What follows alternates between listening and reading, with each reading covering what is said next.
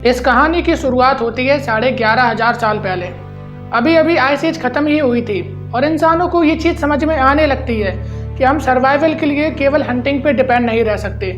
इसलिए वो अब अदर एक्टिविटीज़ की तरफ मूव करते हैं, जैसे कि फिशिंग यहाँ पे चालू हो जाती है और फिशिंग करने के लिए नए नए टूल्स की ज़रूरत पड़ती है। तो इंसान भाला, धनुष और बाण भी बनाता है। इसी एज को हम बोलते हैं मेसोलिथिक एज, जहाँ पे जो आपका स्टोन टूल होता है और भी ज़्यादा इफेक्टिव हो जाता है और छोटा बनने लगता है। अब धीरे धीरे इंसान क्या करता है, नदी के किनारे पे अपने छोटे छोटे टेंट बनाकर वहाँ पे रहना चालू कर देता है और साथ में ही जो एनिमल वहाँ पे पानी पीने के लिए आया करते थे उन्हीं को अब वो हंट करना वहाँ पे स्टार्ट करता है। तो उसकी जो कंजप्शन की डिमांड थी वो ऐसे फुलफिल हो रही थी। धीरे धीरे टाइम और आगे बीतता है। इसी मेसोलिथिक एज में डोमेस्टिकेशन ऑफ द एनिमल भी शुरू हो जाता है। इंसान सबसे पहले डोमेस्टिकेट डॉग को करता है। अभी से 10,000 साल पहले न्यूलिथिक एज की स्टार्टिंग होती है।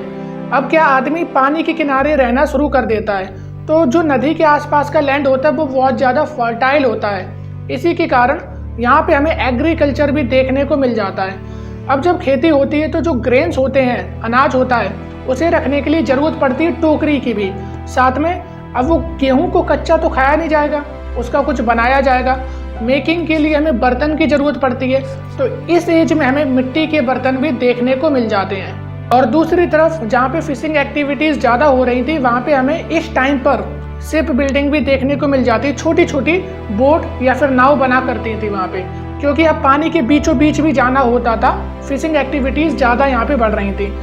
अब इसी के साथ कुछ लोग यहाँ पे एनिमल्स का भी डोमेस्टिकेशन कर रहे थे, जैसे कि गाय, भैंस, बकरी इत्यादि। इन सब चीज़ों का भी डोमेस्टिकेशन होने लगता है। जब ये एक्टिविटीज़ पूरे सराउंडिंग में बढ़ने लगती हैं तो यहाँ पे अब होता है ट्रेड, जैसे कि बार्टर सिस्टम यहाँ पे चलता होता है। बार्टर सिस्टम का ये मतलब होता है, अगर आपके पास कोई वस्तु है, मेरे पास कोई वस्तु है, हम उसे आपस में बदल लें, मतलब कि सामान के बदले सामान का लेन देन करना, ये चीज़ यहाँ पे शुरू हो जाती है। छोटी मोटी ट्रेडिंग एक्टिविटीज़ यहाँ पे बढ़ने लगती है। टाइम फिर और आगे बढ़ता है। अब आती है आपकी चाल्कोलिथिक एज, जो कि अप्रॉक्स 7,000 साल के आसपास आ जाती है। चाल्कोलिथिक एज में होता क्या है, कॉपर भी यहाँ पे मिल जाता है। स्टोन टूल्स के साथ में यहाँ पे कॉपर भी यूज़ करे जाने लगता है। कॉपर यूज़ होने की वजह से जो हमारे टूल्स हुआ करते थे वो और ज़्यादा इफेक्टिव बन जाते हैं, तो जिससे कि एग्रीकल्चर में बहुत ज़्यादा मदद मिलती है। क्योंकि कॉपर के यूज़ होने से अब हम फॉरेस्ट या फिर जो ट्रीज होते थे उन्हें ईजिली कट कर सकते थे और एग्रीकल्चर के लिए फावड़ा आवड़ा, खुरपी वगैरह और भी चीज़ें ईजाद किए जा सकती थी। इसी के चलते हुए एग्रीकल्चर और ज़्यादा सरप्लस में जाता है। जब एग्रीकल्चर सरप्लस में जाता है तो ट्रेडिंग एक्टिविटीज़ अब केवल छोटी छोटी लेवल पे नहीं बल्कि एक बड़े लेवल पे भी होने लगी थी। और इसी टाइम पे दुनिया की हमें सबसे बड़ी बड़ी सिविलाइजेशंस भी देखने को मिल जाती हैं, जैसे कि Indus valley civilisation, Mesopotamia and Egypt civilisation. ये कुछ वर्ल्ड की बड़ी बड़ी सिविलाइजेशन होती हैं जो हमें यहाँ पे देखने को मिल जाती हैं। और ये पूरे वर्ल्ड का first phase of the urbanisation होता है, जो शहरीकरण होता है पूरी दुनिया में ये पहली बार हो रहा था। और अब इसी के साथ साथ लोगों को शौक था नई नई चीज़ें ट्राई करने का, जैसे कि कपड़े हो गए, ज्वेलरीज हो गई, मेकअप भी। इवन हमें धोलावीरा और लोथल में हमें फैक्ट्रीज मिल जाती है मेकअप की। पहले फेस पेंट भी बना करता था, नेल पेंट भी हुआ करता था। और कालीबंगा में जो हमें फैक्ट्री मिलती हैं वहाँ पे बैंगल्स बने करते थे, हाथों की चूड़ियाँ।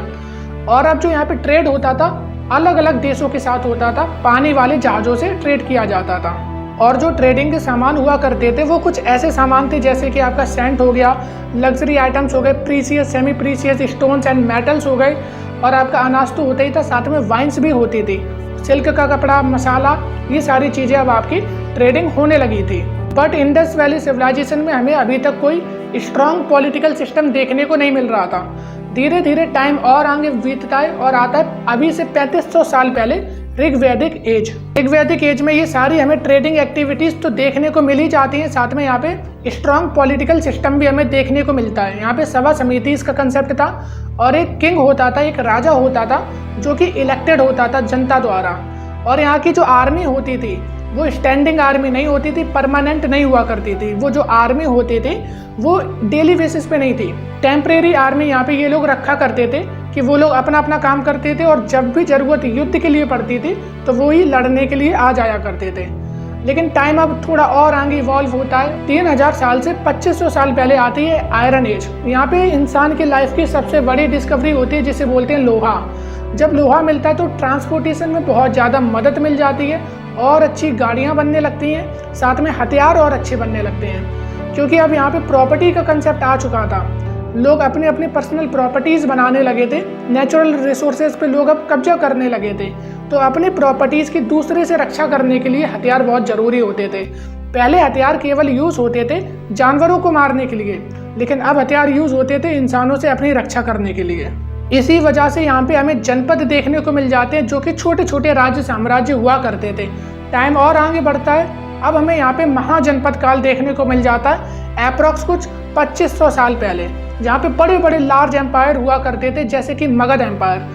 जो मगध की प्रॉस्पेरिटी का कारण था वो केवल इतना था कि मगध गंगा वाले रीजन में था, यानी कि गंगा के किनारे की जो लैंड है बहुत ज़्यादा फर्टाइल है, वहाँ पे एग्रीकल्चर अच्छा होता है, और जहाँ पे भी एग्रीकल्चर अच्छा होता है वहाँ पे पॉपुलेशन अपने आप बसने लगती है। अभी भी आप देखो, जितना भी गंगा का बेल्ट है वहाँ पे एक घनी पॉपुलेशन आपको मिल जाती है, इसीलिए वहाँ पे पॉपुलेशन ज़्यादा थी। ट्रेडिंग एक्टिविटीज़ आसानी से हो जाती थी गंगा के जरिए, और साथ में वहाँ पे आयरन ओर भी मिल जाती है, जिसके कारण यहाँ पे पूरा पोटेंशियल होता है एक बड़े एम्पायर बनने का। और धीरे धीरे देखते देखते मगध एकदम पावरफुल और प्रॉस्पर एम्पायर बन जाता है। तो आई होप आपको सारी चीज़ें समझ में आई होंगी कि कैसे ह्यूमन सिविलाइजेशन बनती चली आई, कैसे एक छोटी सी एग्रीकल्चर ने पूरी चीज़ें चेंज करके रख दी, कैसे गांव बन गए, टाउन बन गए, हर चीज़ कैसे बनती आई।